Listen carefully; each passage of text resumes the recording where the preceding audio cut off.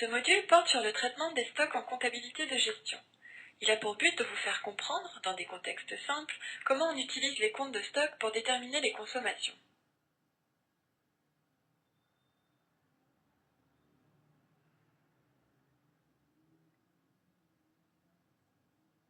Ce module porte sur le traitement des stocks en comptabilité de gestion.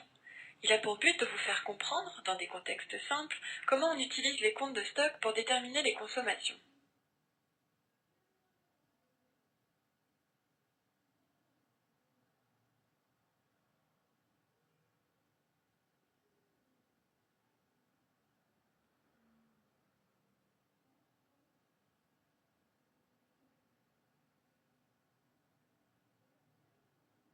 Nous savons qu'un stock est un élément d'actif possédé par l'entreprise à un moment donné. Contrairement à d'autres éléments d'actifs, les mouvements de stock ne génèrent pas d'écriture comptable, si ce n'est au moment des inventaires physiques.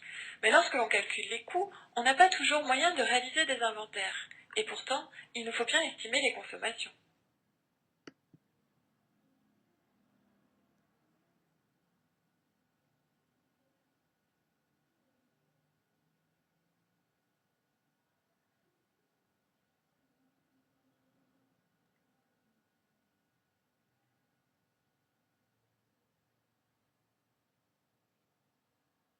Il y a bien sûr différents types de stocks. Contentons-nous pour le moment de distinguer ceux qui proviennent de l'extérieur, les biens achetés, de ceux qui sont le fruit de processus de production, les biens produits, qu'ils soient achevés ou non.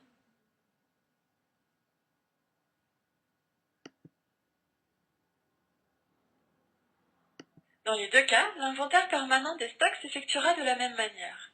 On part du stock initial, auquel on ajoute les entrées en stock, achat ou production selon la nature du stock. Si l'on dispose du stock final, on pourra en déduire les consommations, ou inversement. Nous avons ici un exemple très simplifié où nous n'avons pas pris en compte les quantités.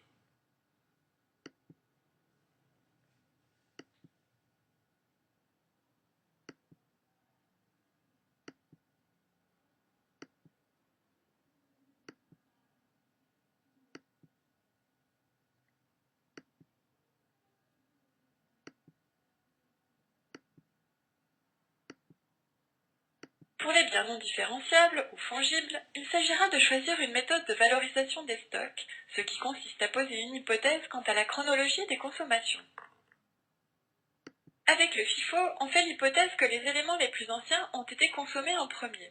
Avec le LIFO, on fait l'hypothèse inverse.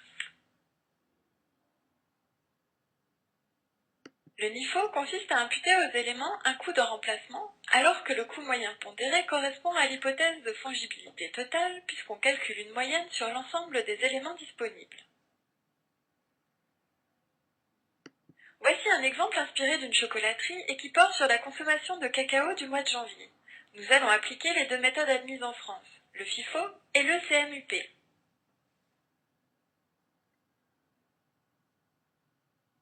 Avec FIFO, on valorise les sorties dans l'ordre d'acquisition des éléments. Le stock final sera donc constitué des derniers éléments achetés à 8 € le kilo.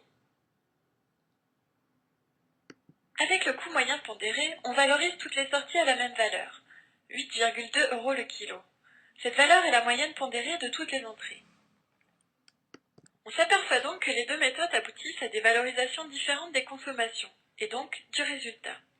À noter qu'ici la valorisation n'est qu'une estimation, à moins qu'un inventaire physique n'ait confirmé les 13 000 kg en stock à fin janvier. À présent, voici une série de tests à compléter sur vos polis. Bon courage et à bientôt!